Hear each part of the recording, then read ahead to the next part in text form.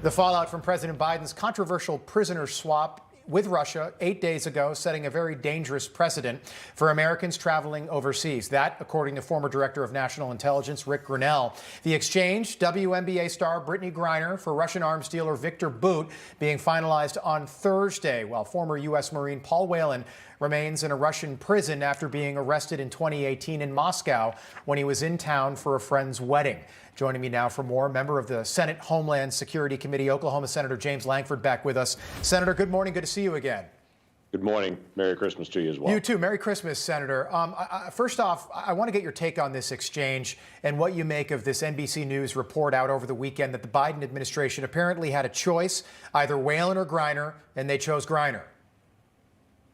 Yeah, well, the truth will come out. I'm a firm believer that what's whispered in the secret place will one day be able to come out and be shouted from the housetops. So we'll all know in the days ahead exactly what happened behind the scenes. The biggest issue on this is not exactly how they worked the trade for the other person. It's that they had the merchant of death as the person that they were actually trading for in the process on this.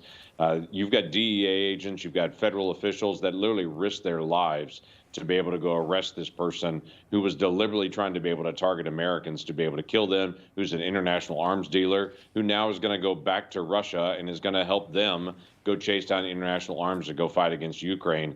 This is an absurd trade that should have never even been on the table in the first place. The Russian media has been praising Vladimir Putin for the past week, saying that he has, just amazing negotiating skills making a deal like this, while mocking President Biden at the same time. How does this make us look on the global stage today? And the point that Rick Grinnell was making, are Americans less safe today traveling overseas?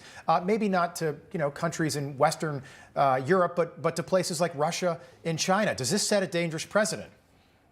No question it sets a dangerous precedent, and also no question it makes America look weaker. What the president did a year ago in Afghanistan was humiliating on the world stage. This is another event that is like that the world stage will look at the United States and say they used to be strong, they used to be powerful negotiators.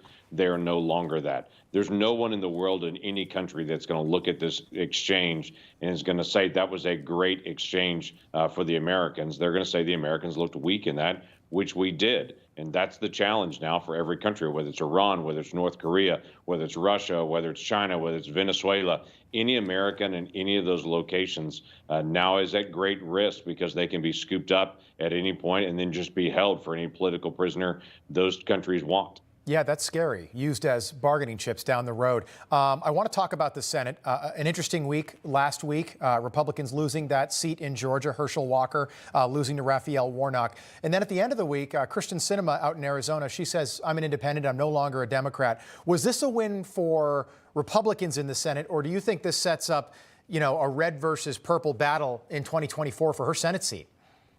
It will definitely set up an interesting race in Arizona as well. I don't blame Kirsten Sinema for looking at what's happening in the Democrat Party and saying, I can't be a part of this anymore. So there are quite a few Democrats that have looked around the country that have said they've gone far, far away from what Democrats used to be able to stand for. And so she's stepping out and saying, I'm not going to be a part of this party politics. I'm going to try to be an independent. She's always been very independent. She votes more consistently on the left by far.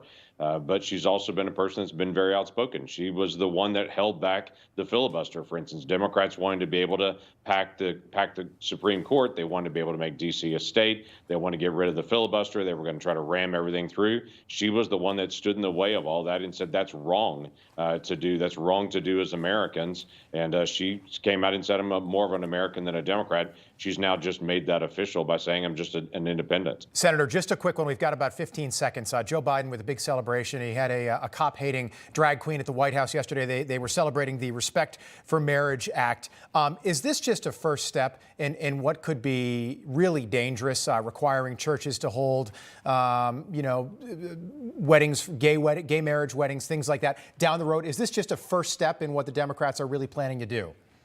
So the statute itself does not allow, or I should say does allow, churches, synagogues, mosques to not perform same-sex weddings. But what it also sets up is a new right to sue people if you disagree. If you work with a nonprofit or a company that partners with the government in any way then a same-sex couple could then sue you and say they were harmed by you if you disagree with them on the issue of same-sex marriage. So this is going to unleash a flurry of lawsuits all over the country to try to silence anyone who disagrees for religious reasons or any other conscience reasons with same-sex marriage. With maybe a church's tax-exempt status on the line. It'll be interesting to see how that very well plays could out. be. Yeah, Senator, we'll stay on top of that. I know you will. Good to see you. If I don't see you, have a Merry Christmas. Thank you.